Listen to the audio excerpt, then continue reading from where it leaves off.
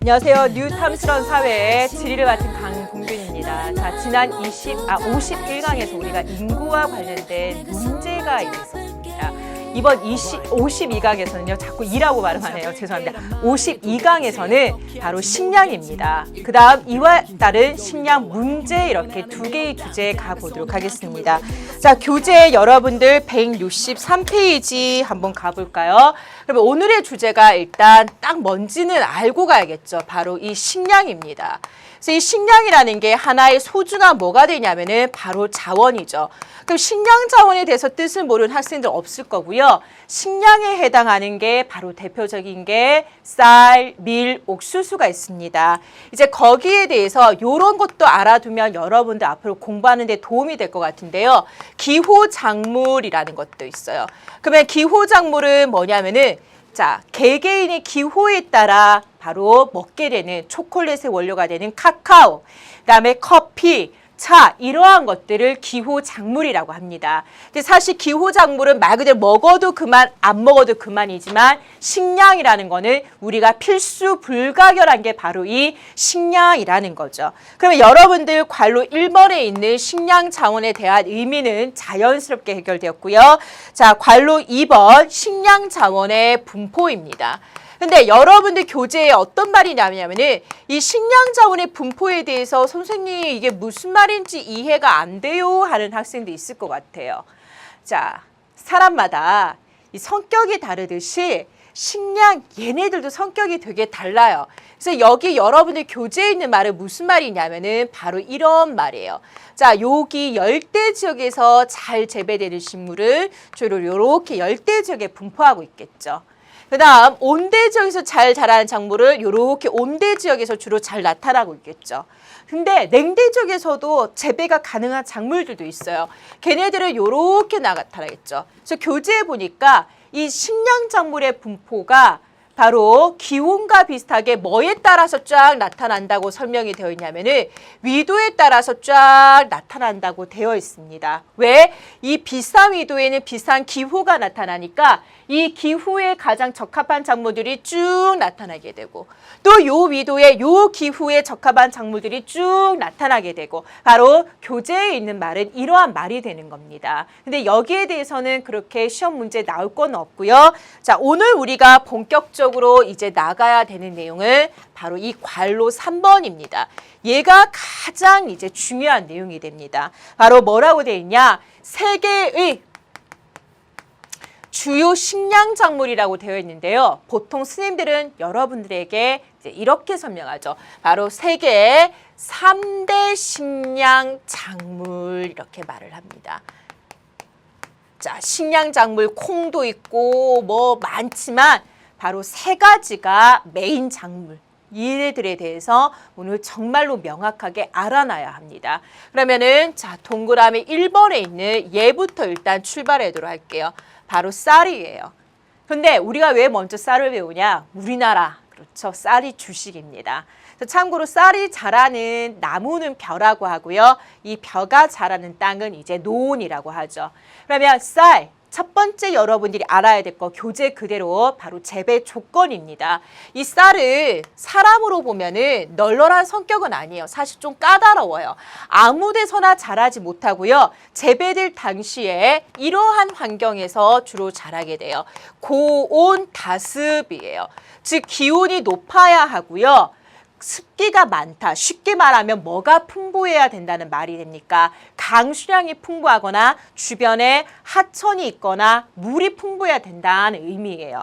근데 이 고온다습한 기후가 잘 나타나는 게 바로 어느 지역이 되냐면 이 우리나라, 일본, 중국, 동남아시아, 인도와 같은 남부아시아 같은 바로 이 아시아가 돼요. 근데 뒤에 한 말을 더 붙이게 합니다. 바로 아시아에 뭐라고 하냐면 우리가 계절풍 지대라고 하게 돼요. 그래서 설명이 되어 있겠지만 계절풍이라는 거 뭐냐? 계절마다 바람의 방향이 바뀌는 거예요. 그래서 우리나라를 이렇게 선생님이 이제 기준에서 그려주면 자, 이 계절풍 여름이에요. 여름에는 바다에서 육지를 향해 바람이 불어가는데요. 이 여름에 해양에서 불어가는 바람의 성격이 바로 어떠냐면은 고온 다습해요. 그래서 이 여름에 불어오는 이걸 이용해서 주로 벼농사가 활발하게 돼요.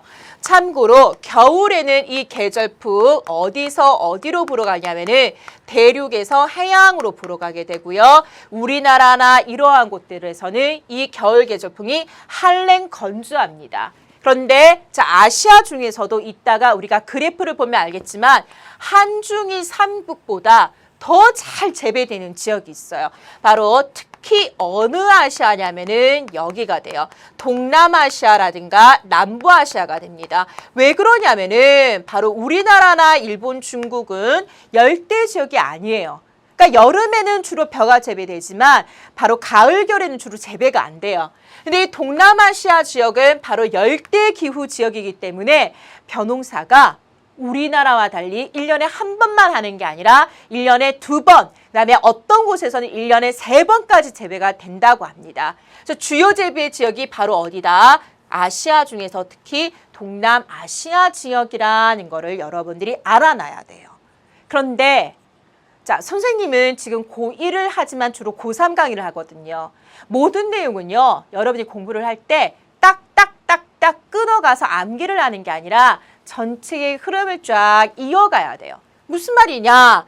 자, 우리가 이 아시아에 대해서 바로 지난 시간에 봤겠지만 이 아시아 해당 국가들 보세요. 중국, 일본, 인도, 그 다음에 동남아시아, 바로 여기가 세계적인 어떤 곳이냐면은 인구 뭐가 되냐면은 밀집 지역입니다. 그러면 왜 유독 아시아가 인구 밀집 지역이냐? 바로 이 쌀의 한 성격이 반영되어 있어요. 쌀, 벼농사는요, 농사 지을 때 많은 노동력을 필요로 하게 돼요. 그러니까 예로부터 출생률이 높기도 했어요. 왜? 노동력으로 쓰니까 사람이라는 게. 그런데 이 쌀이라는 게 바로 뭐냐면은 이게 높아요. 단위 면적당 생산량이라고 합니다. 그래서 이 단위 면적당, 즉 똑같은 1제곱킬로미터 또는 농업에서 1헥타르라는 단위 쓰거든요. 가로 100m, 세로 100m. 이 똑같은 땅에 똑같은 조건의 작물을 심었을 때 밀이나 옥수수보다도 생산량이 훨씬 많은 게 바로 누구냐면은 쌀이에요. 즉 똑같은 땅에 농업을 냈을 때 얘가 생산량이 많으니까 더 많은 인구를 먹여 살릴 수가 있죠. 바로 51강에서 배운 뭐냐면은 단위 면적당 생산량이 높다라는 거. 뭐가 높다라는 뜻이기도 하면은 이거이기도 하죠. 인구를 부양할 수 있는 능력, 바로 이 쌀이라는 작물이 인구 부양력이 높다 이렇게 받아들여도 됩니다. 자, 그 다음에 이제 여러분들 교재에 무슨 내용이 있냐면은 자, 원래 이 쌀이라는 것은 고온다습한 아시아 지역에서 주로 재배되었어요. 그런데 과거의 농업이 주로 어떤 목적? 바로 자급자족 이 목적이라면. 즉 아시아에서 자급자족적인 목적에 의해서 생산이 되지만 최근에 쌀을 수출, 즉 판매할 목적으로 상업적으로 재배되고 있는 곳들도 있습니다. 그런데 얘는 별로 안 중요하니까 선생님이 흰색으로 쓰는 거거든요. 보통 선생님들이 위에 있는 거는 강조해도 얘는 그렇게 많이 강조하지 않아요. 그래서 우리 교재에는 있지만 그냥 살짝만 알아두면 돼요. 그래서 상업적으로 재배하고 있는 곳이 이제 미국이라든가 이제 이탈리아와 같은 곳에서 바로 아시아 시장, 우리나라와 같은 곳들을 겨냥해서 이제 상업적으로 재배되고 있기도 합니다. 자, 마지막 내용이 이제 중요합니다. 쌀의 마지막 내용은 뭐냐면은 이거예요. 얘는 생산지와 뭐가 일치를 하냐면은 소비지가 일치를 해요. 즉 생산이 많이 되는 것도 아시아고요. 특히 아시아는 자급자족으로 보통 이 쌀을 재배하면서 소비 역시 아시아에서 많이 돼요. 유럽이라든가 미국 사람들 밥솥에 밥 안 해먹죠. 그렇기 때문에 생산지, 소비지가 일치해요. 그러면 쌀은 이게 많을까요? 바로 국제 이동량. 많지 않겠죠. 여기서 생산된 게 거의 대부분 여기서 소비되기 때문에 바로 국제 이동량이 어떻다라는 거예요. 적다라는 거를 여러분들이 알아두시면 됩니다. 그러면 이처럼 쌀에 대한 내용은 다 정리했고요. 자, 그 옆에다가 이제 같이 가볼게요. 이제 밀에 대해서 한번 가보도록 하겠습니다. 자, 쌀과 밀 이거 비교하는 거는 무조건 여러분들 내신에 나오는 겁니다. 자, 전국연합에 얘는 무조건 나와요. 오늘의 메인 내용이에요. 쌀 하나만 가지고는 안 된다라는 거예요. 밀 함께 비교하셔야 돼요. 그러면 밀은 좀 성격이 어떠냐면요. 쌀보다 성격이 좋아요. 선생님은 사람이 아니라 농작물로 치면 어느 조건이냐면은 밀이에요. 뭐든지 잘 먹고요. 어디서도 잠도 잘 자고요. 성격도 좋아가지고 누가 아줌마라 불러도 얼마 전에 백화점에 가가지고 진미 오징어가 선생님 반찬 거의 다 사 먹어요. 혼자 사는데 해먹기 귀찮아서. 진미 오징어를 이제 사러 가가지고 잘 먹으니까 그 반찬 가게 아주머니 뭐라 하냐면 아우 세대 이거 진미 오징어 많이 사갖고 가요. 이거 애들이 되게 좋아할 거예요. 저 애기 없는데요. 아 그러면 신랑이 좋아할 거예요. 저 결혼 안 했는데요. 어머 미안해라. 근데 아줌마가 한 번 더 펀치를 날렸어요. 아니 나는 그게 그래 화장이 안 돼 있어서 그렇다. 화장 안 돼서 화장했는데요. 모든 게 그냥 아무튼 쓰임은 사람으로 치면은 작물로 치면 밀입니다. 얼굴이 왜 빨개지고 있는지 모르겠어요. 자 얘는 우리가 뭐라고 부르냐면은 이렇게 불러요. 내한 괜한 얘기한 것 같아요. 자, 내건성 작물 이렇게 봅니다. 자, 인내라고 하잖아요. 그런 아줌마의 말에도 선생님은 인내하고 결혼 안 하고 EBS에 올인하고 있어요. 인내예요. 자, 추운 것도 잘 버텨요. 그래서 비교적 냉대 기후 지역에서 잘 자라는 게 바로 이 밀입니다. 그 다음에 내건은 뭐예요? 건조한 것도 잘 버텨요. 어느 정도의 강수량, 최소 강수량 정도만 있어도 얘는 어느 정도 잘 자라요. 그러면 얘는 뭐냐? 그렇죠. 재배 지역이 되게 어떠냐면은 다양해요. 그러니까 전 세계에서 골고루 재배가 되고 있다라는 거예요. 그런데 특히나 잘 재배되고 있는 곳을 알아둬야 합니다. 바로 상업적 재배 지역을 얘는 정확히 여러분들이 알아놔야 돼요. 그래서 상업적인 재배가 뭐예요? 판매를 목적으로 이제 하는 곳이죠. 그래서 이 상업적 재배 지역의 대표적인 곳들의 또 특징이 뭐냐 하면 바로 이러한 곳들입니다. 신대륙이라 불리는 곳들이에요. 그래서 여러분들 교재에 보니까 신대륙 되어 있어요. 그래서 안 그래도 뽕균 쌤한테 물어보고 싶었죠. 선생님 신대륙, 구대륙 많이 들어봤는데 뭐예요? 자, 쌀은 구대륙에서 주로 재배된다면 밀은 신대륙이에요.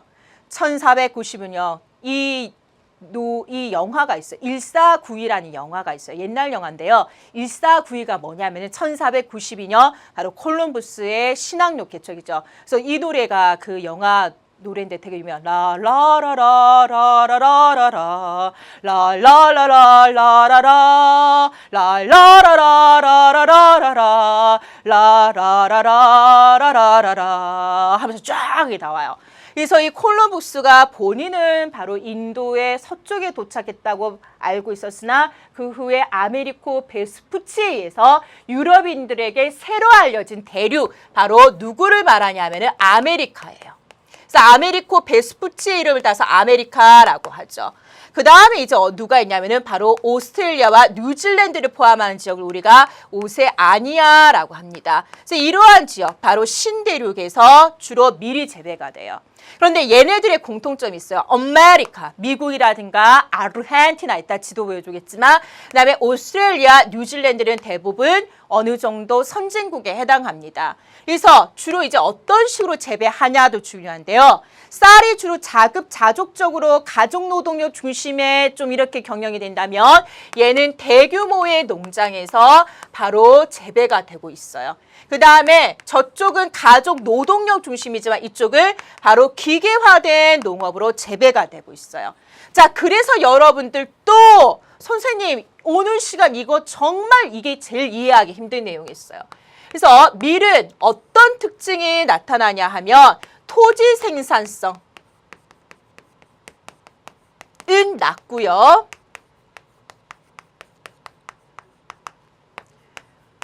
노동 생산성은 쌀에 비해서 높습니다. 교재에 말이 적혀 있는데도 무슨 말인지 모르겠죠. 그래서 자, 요거 선생님이 예를 들어서 설명할게요. 중국의 왕서방이 이제 중국에서 농사를 지어요.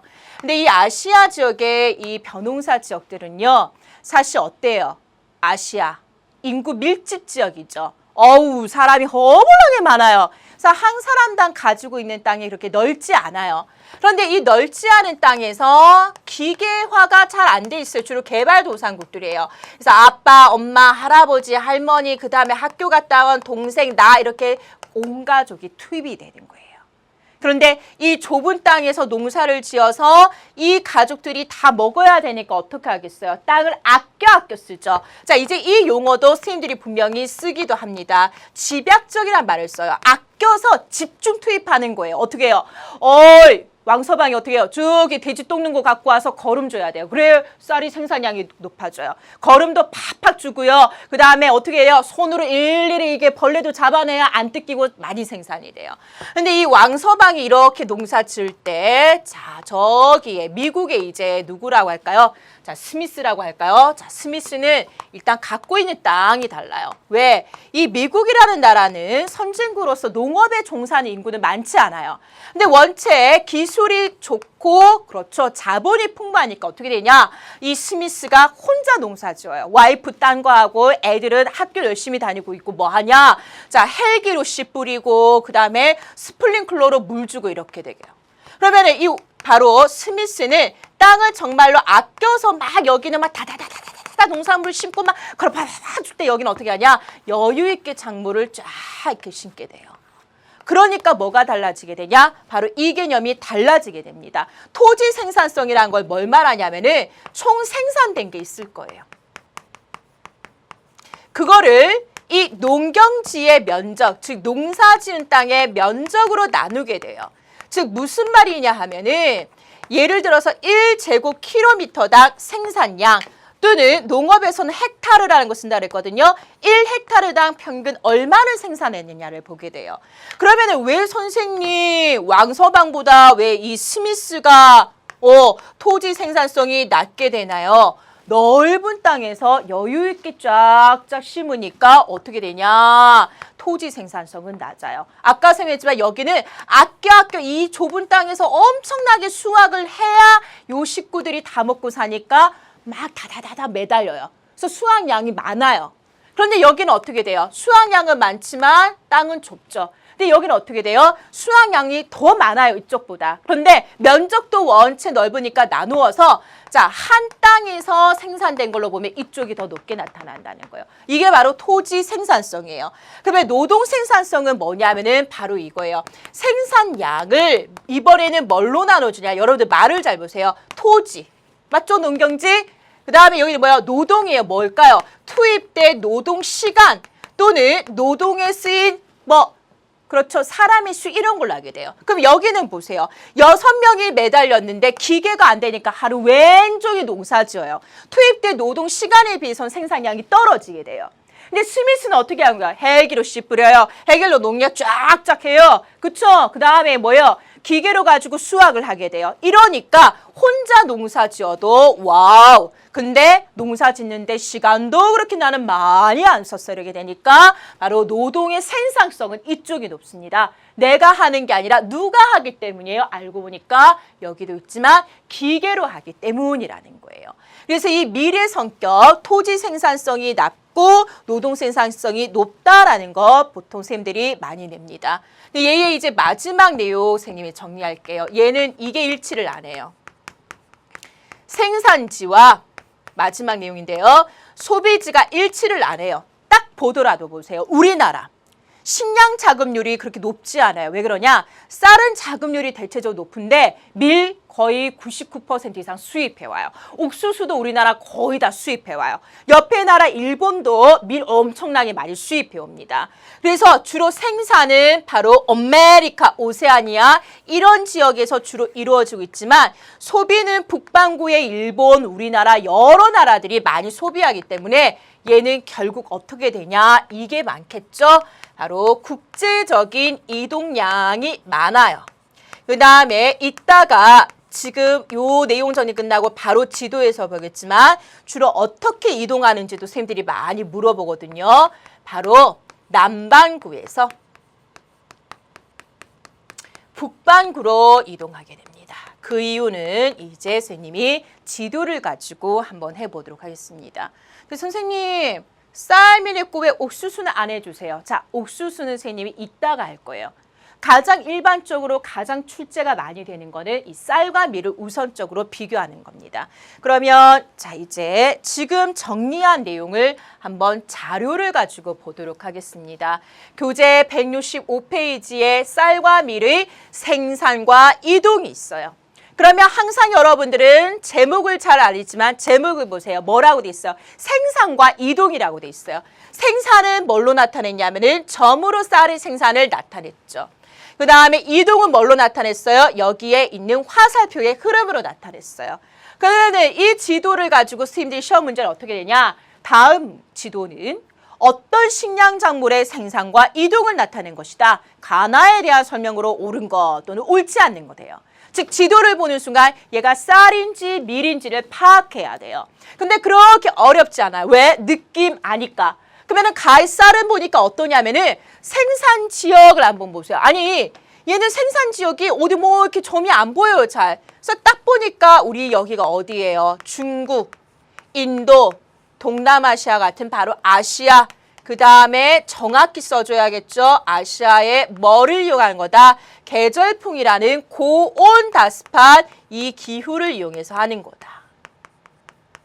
자, 옆에 지도 한번 쫙 가볼까요? 자, 옆에 지도 어머 느낌 완전 다르네. 밀은 성격이 참 좋아서 여러 지역에서 주로 재배가 돼요. 그래서 주로 유럽, 빵 먹는 거 이제 이해가 될 거고, 그 다음에 아메리카와 캐나다, 그 다음에 오스트레일리아도 제법 많고, 요 국가가 어디냐? 축구로 유명하고 백인이 많아요. 라틴 아메리카 중에서도 아르헨티나의 팜파스라는 곳입니다. 그래서 가만히 보니까 주로 이제 어떤 곳이냐? 봐요. 아메리카와 오스트레일리아. 아까 새 말한 대로 주로 어떤 곳에서 신대륙에서 재배가 많은 걸 확인할 수 있어요. 물론 여기다가 추가로 누구를 넣어주면 좋냐면은 바로 이 서부 유럽을 넣어주면 더 좋습니다. 유럽은 대체적으로 과거부터 전통적으로 밀을 많이 먹었어요. 그 이유가 뭐냐? 서부 유럽은 기후적으로 여름이 서늘하니까 여기에서 잘 자란 게 바로 밀입니다. 자, 그러면은 이 지도에서 또 공부할 게 있어요. 뭐예요? 점은 분포래요. 그럼 이제 어디서 생산되는 건지를 봤다면 바로 뭘 또 봐야 돼요? 주요 주제가 이동이었어요. 그러면 얘는 왜 보니까 화살표를 딱 보니까 느낌 또 달라요. 화살표의 이동이 많지 않아요. 즉 국제 이동량이 어떤 거를 확인할 수 있냐면은 적다라는 거를 확인할 수 있습니다. 그럼 왜 국제 이동량이 적다? 아까 봤겠지만 아시아에서 재배되는 이유 바로 자기네들이 먹으려고 즉 생산이 되는 곳에서 거의 소비되고 있다. 생산지와 소비지가 일치하기 때문이에요. 그런데 미래 이동을 한번 볼까요? 와우, 화살표가 되게 복잡하고 많다는 걸 확인할 수 있어요. 그래서 이 밀은 바로 국제 이동량이 어떻다? 많다라는 게 보이고 있습니다.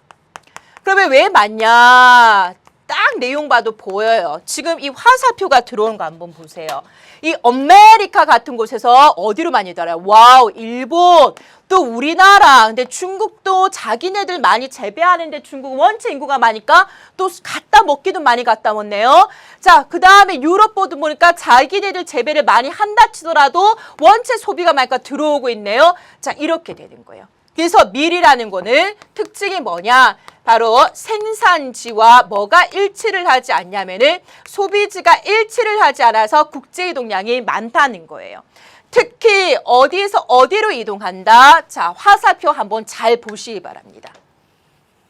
적도를 기준으로 해서 아래쪽이 남반구죠. 주로 남반구 오스트레일리아 같은 곳에서 이쪽 북반구로 역시 아르헨티나와 같은 남반구에서 북반구로의 이동. 그래서 자, 내용 이거 선생님들 많이 물어보세요. 남반구에서 어디로? 북반구로 주로 이동하고 있다. 자, 그 다음에 선생님 교재에 있는 거는 이거는 왜 설명 안 해주십니까? 이제 하려고 그래요. 특히 남반구에 밀이 인기가 있고요. 남반구에서 생산된 밀이 더 비싸요. 자, 왜 그러냐? 이 북반구와 남반구 여러분들 이거 다르다는 거 아시죠? 계절이 반대예요. 즉 북반구는 1월, 2월이 겨울이고 6, 7월이 여름일 때 이쪽은 12월, 1월 이때가 여름이 되고요. 7, 8월이 겨울이에요. 그래서 오스트레일리아는 해마다 뉴스에 많이 나오죠. 바로 한여름의 크리스마스를 즐기는 나라예요. 근데 북반구가 겨울이어서 생산이 안 되는데 밀은 우리가 되게 많이 소비를 하잖아요. 국수, 빵, 피자, 햄버거. 갑자기 배가 고파지는 이 이유는 모르겠어요. 지금 한밤중인데 이거 촬영 끝나고 뭐 먹으면 안 될 것 같은데 꼭 뭐가 먹을 것 같은 느낌이 나요. 근데 보세요. 이 북반구에서 겨울에 소비를 많이 하고 하는데 생산이 안 된단 말이에요. 근데 그때 남반구는 계절이 반대여서 여름, 가을 때니까 북반구 이 수많은 국가들이 그렇죠. 이 남반구의 밀을 수입해다 먹게 돼요. 그래서 바로 남반구와 북반구는 계절이 반대인데 이 남반구가 북반구 생산할 때 생산해서 얘네들이 가격이 높게 그렇죠. 수출하고 있다. 요거까지 하면은 완벽합니다. 자, 그러면은 이제 한 번 더 볼까요? 자, 이거를 이제 시험에 낼 때 또 이렇게 내기도 해요. 바로 뭐냐? 196페이지에 있는 대단원 종합 문제 3번인데요. 요런 식으로도 내기도 합니다. 뭐냐? 얘를 이제 가려놔요. 그럼 이번에는 뭐냐면은 어떤 지도가 아니라 구체적인 생산량이 많은 지역들이 있어요. 그래서 이걸 보고 바로 무슨 작물인지를 맞추게 합니다. 그러면 가는 무슨 작물이고 나는 무슨 작물일까요? 물론 문제는 이렇게 줘요. 다음 가나는 세계 3대 식량 작물의 뭐 일종이다 뭐 이렇게 줘요. 그럼 쌀, 옥수수예요. 근데 옥수수는 있다 하겠지만 아메리카 중에서 미국이 거의 절반 이상 차지하거든요. 자, 근데 선생님 답이 안 보여요. 왜? 1등도 중국이고 2등도 인구고. 자, 중국 세계 1위의 인구 국가, 인도 세계 2위의 인구 국가이면서 중국과 인도 모두 공통점이 땅이 넓고 기후 또한 온대 열대 되게 다양하면서 사람 살기 좋아요. 농업하기도 유리해요.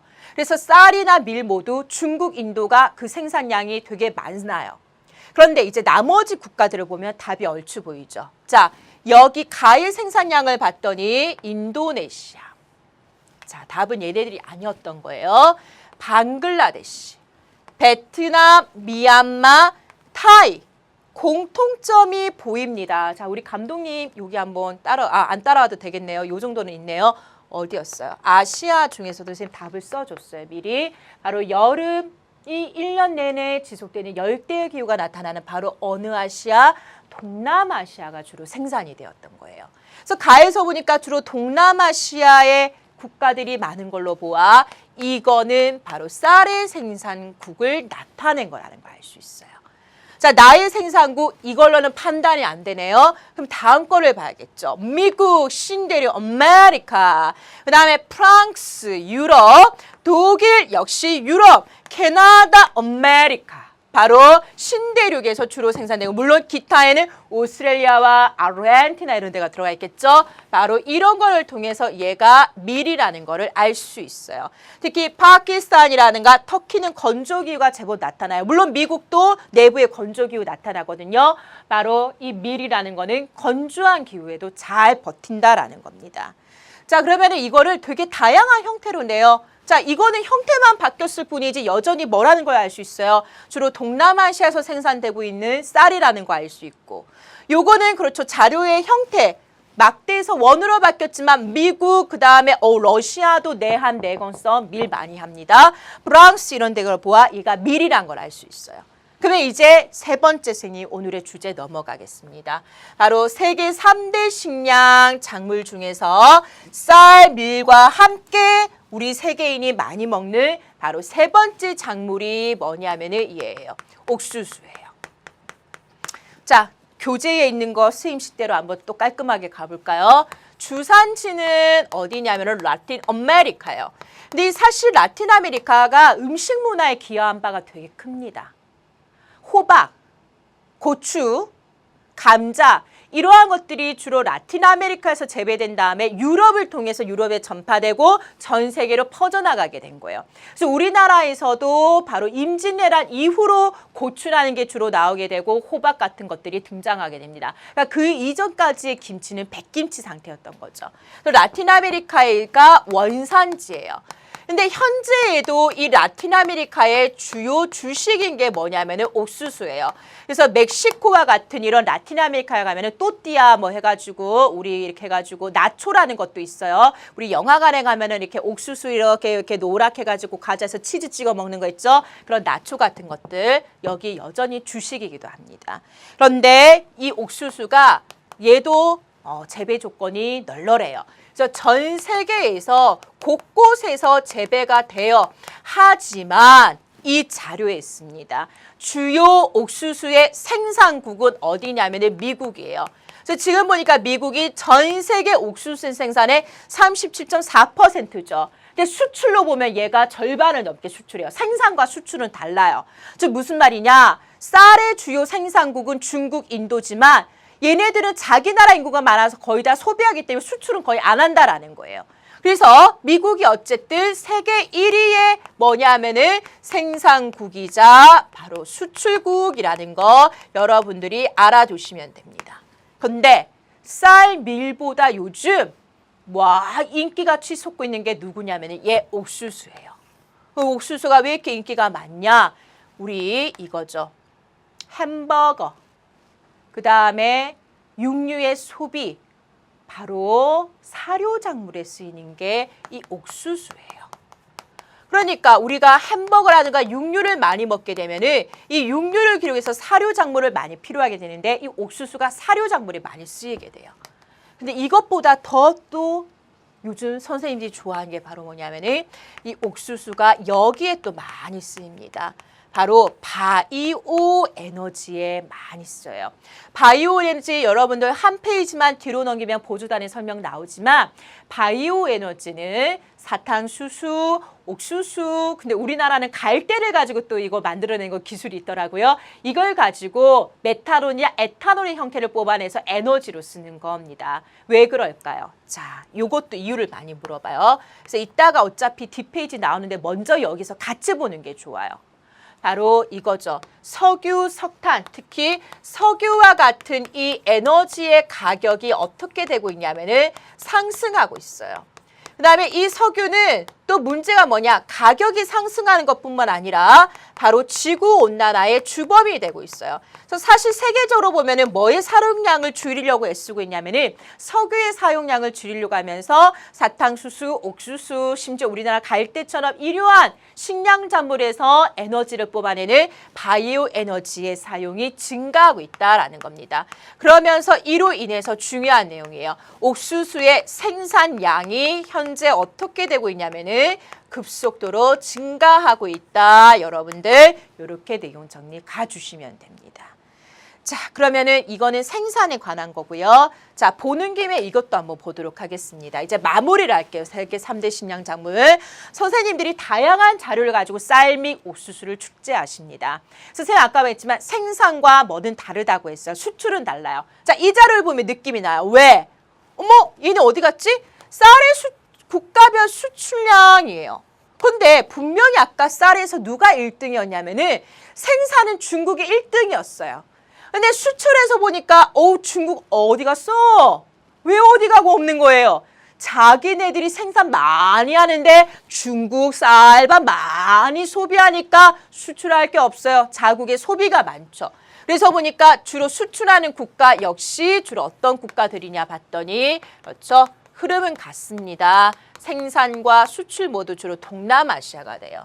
자, 미래 국가별 수출을 보니까 아까 안 보이던 국가가 보이네요. 미국도 있고 프랑스도 있지만 바로 대표적인 신대륙에 해당하는 오스트레일리아와 같은 곳들, 이러한 곳들이에요. 그래서 사실 수출과 생산이 아주 큰 차이는 안 납니다. 옥수수 봤더니 와우, 미국이 전 세계 수출의 절반을 담당하고 있구나 이렇게 보입니다. 그래서 다양한 자료를 쓰기 때문에 여러분들도 이러한 다양한 자료에 적응해 놓을 필요가 있습니다. 자, 그러면 여러분의 교재 이제 163페이지에서 164페이지로 넘어가 보도록 하겠습니다. 자, 자리 이쪽에 이제 이동해서 계속 내용 정리해 보겠습니다. 오늘의 두 번째 네모입니다. 자, 세계 3대 식량 작물 쌀 및 옥수수를 봤어요. 자, 오늘 마지막 내용이자 두 번째 내용은 뭐냐면은 식량에서 뭐가 생겨나고 있냐면은 문제가 생겨나고 있대요. 대표적인 문제 뭐 있어요? 선진국은 식량 공급이 과도해서 비만 이런 성인병으로 고생할 때 아프리카라든가 그렇죠. 우리 아시아의 일부 지역에서는 기아 같은 것들로 굶주림으로 이러한 문제 나타나고 있어요. 또한 우리나라 같은 곳에서는 주요 밀이라든가 이런 옥수수의 식량 자급률이 낮죠. 왜? 다른 나라에서 수입을 많이 와요. 근데 이게 문제가 됩니다. 식량 안보론이라는 건데요. 이런 우리나라 수입해 먹는 곡물 가격이 올라가게 된다면, 수출하는 국가들 우리나라 수출 안 하게 된다면 식량난이 발생하게 되는 거죠. 그래서 이러한 여러 가지 식량 문제가 있습니다. 그래서 일반 식량 부족 문제, 이거는 여러분이 그냥 각자 보시면 되겠죠. 주로 개발도상국에서 부족하다 이거 보면 되고요. 괄호 2번, 괄호 3번, 괄호 4번 내용을 이제 봐야 돼요. 그래서 문제, 자 한번 가볼까요? 괄호 2번에 나온 게 뭐예요? 공급에 따른 문제. 괄호 3번 문제가 뭐 있어요? 수요에 따른 문제. 그 다음 괄호 이제 4번에 나온 게 무슨 문제냐면은 분배예요. 그래서 여러분들이 항상 큰 흐름을 먼저 봐주셔야 됩니다. 식량에 있어서는 일단 크게 요렇게 세 가지의 흐름의 문제가 있구나 봐주시면 돼요. 일단 가장 큰 문제 중에 하나는 뭐냐면은 공급 측면이에요. 즉 공급량이 어떻게 되고 있다는 거예요. 옛날만큼 과학기술 발달하고 화학비료 증가하고 그래서 식량 공급이 늘어날 것 같은데 또 그렇지도 않다라는 거예요. 바로 첫 번째, 여기서 이제 시험 문제가 많이 나오거든요. 바로 기후변화입니다. 그래서 이 대표적인 기후변화를 지리수인들이 좋아해요. 바로 어떠한 기후변화냐면은 이 현상이에요. 사막화 현상이에요. 이거는 뭐냐? 사막이 아닌 지역이 사막으로 바뀌는 지역 현상이에요. 그래서 사하라 사막의 위아래 보면은 사헬 지역이라는 데가 있거든요. 근데 이 사헬 지역은 사막보다는 좀 강수량이 많은 지역인데 이들 지역이 사막으로 바뀌어요. 중국 서부에 있는 사막이 아닌 지역들도요, 사막으로 바뀌고 있어요. 근데 사막이 아닌 지역이 사막으로 바뀌니까 이들 지역에서 농업 생산이 된다, 안 된다? 안 된다라는 거예요. 자, 또 하나는 뭐냐면은 이상기후예요. 그래서 대표적인 게 이제 뭐가 있냐면은 홍수,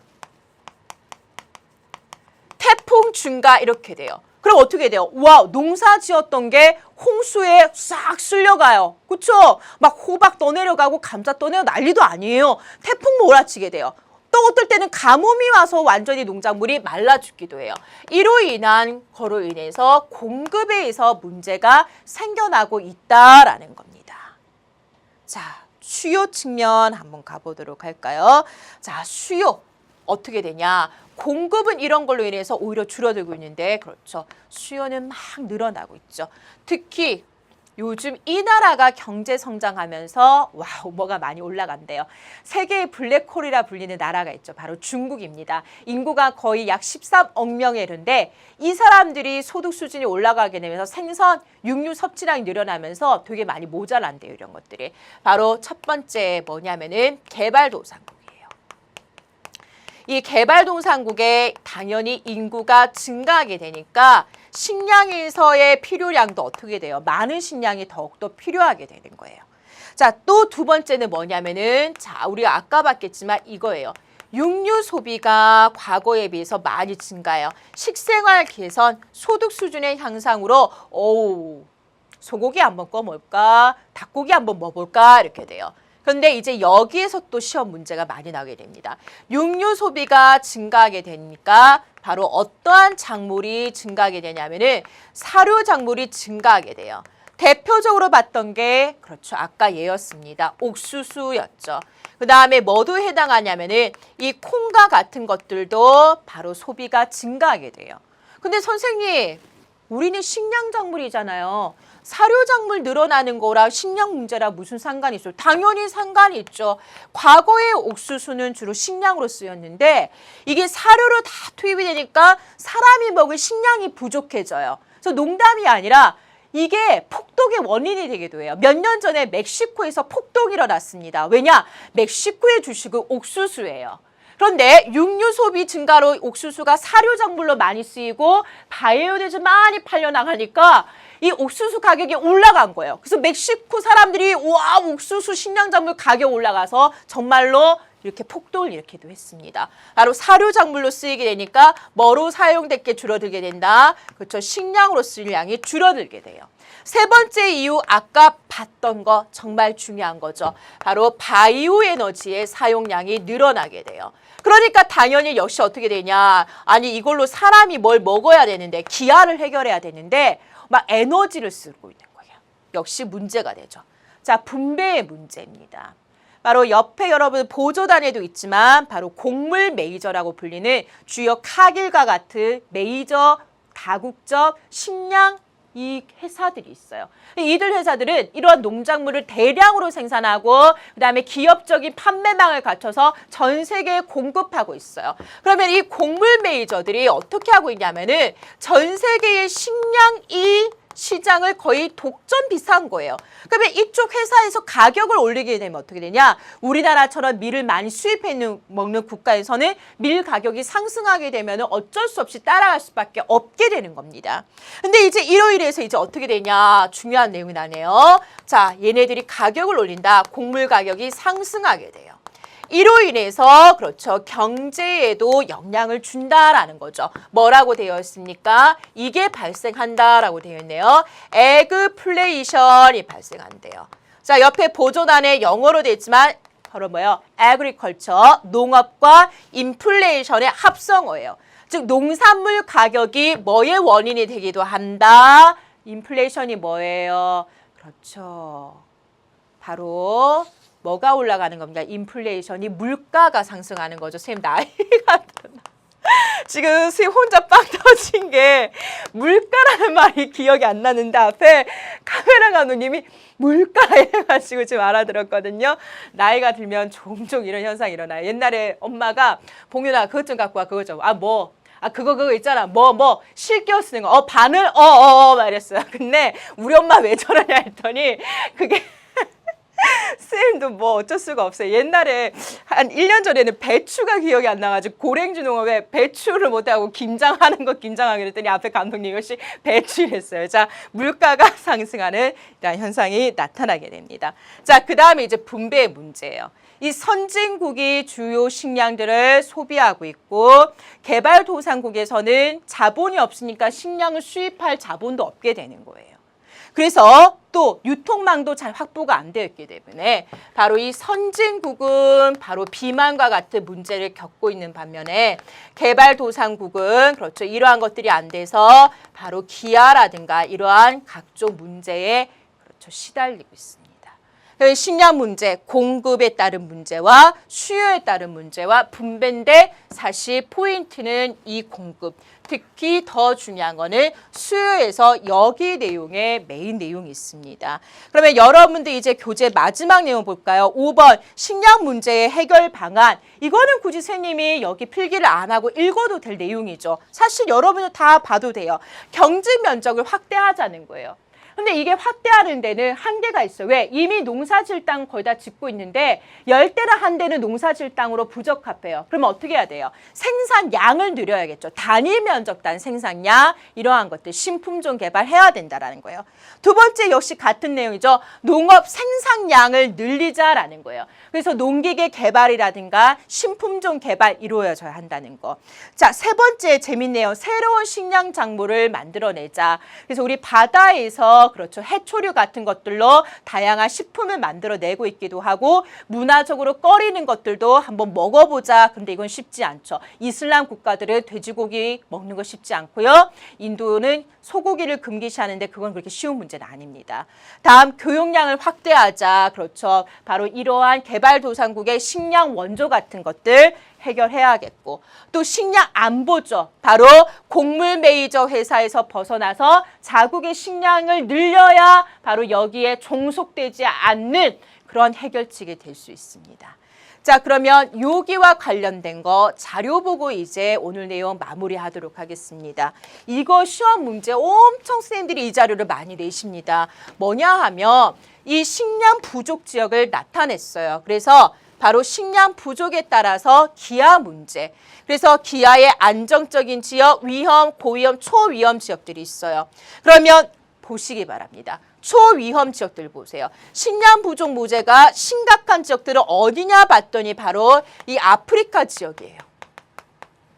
그 다음에 아시아에서 우리나라라든가 일본, 중국은 좀 덜하지만 바로 어디가 됩니까? 인구 밀집적인 동남아시아, 그 다음에 인도와 파키스탄 이쪽을 우리가 남부아시아라고 하거든요. 그래서 바로 아시아 지역 역시 이러한 문제가 나타나고 있어요. 거기에 반해서 선진국에 해당하는 바로 어떠한 곳들? 북아메리카, 그 다음에 서부 유럽, 오스트레일리아 같은 이러한 선진국은 이러한 기아 문제에서 안정적이다라는 거예요. 그러면 시험 문제는 어떻게 되냐? 다음은 어떤 현상을 나타낸 것이다. 이 현상의 주제로 옳은 것 하게 돼요. 그래서 이게 식량 부족 지역이라는 제목 맞추는 걸 내기도 해요. 아니면 여기에 가 표시하고요. 그 다음에 요런 데 나 표시해서 가나 지역의 특징으로 옳은 것. 그럼 여기는 뭐예요? 출생률이 높다. 여기는 출생률이 낮다. 그래서 앞에서 배운 인구 단원과 결합해서 내기도 합니다. 그 다음 여기는 도시로 지금 이촌양도 현상이 나타나고 있다. 여기는 많은 인구가 이미 도시에 거주하고 있다. 여러 단원의 내용을 한꺼번에 갖고 와서 식량 부족 지역과 그 다음에 식량이 그렇죠 안정적인 지역을 비교하는 문제를 많이 선생님들이 꾸리게 됩니다. 자, 그러면 이렇게 해서 바로 오늘 식량과 그 다음에 쌀, 밀, 옥수수 얘네들의 특징 한번 봤고 마지막으로 식량 문제에 대해서 봤습니다. 자, 그러면 다음 이제 강 넘어가기 전에 오늘 쌤 안 까먹으려고 그래요. 뽕큐 한번 보도록 하겠습니다. TS. Yeah, come on. Joey Crack the Dawn, Thalia. TM. You're just another winner. 자, 그러면 중단원 1의 제목, 인구, 식량, 그리고 자원이었죠. 그래서 다음 53강에서는 중단원 1의 마지막 내용, 바로 자원과 관련된 내용 한번 보도록 하겠습니다. 수고 많으셨습니다.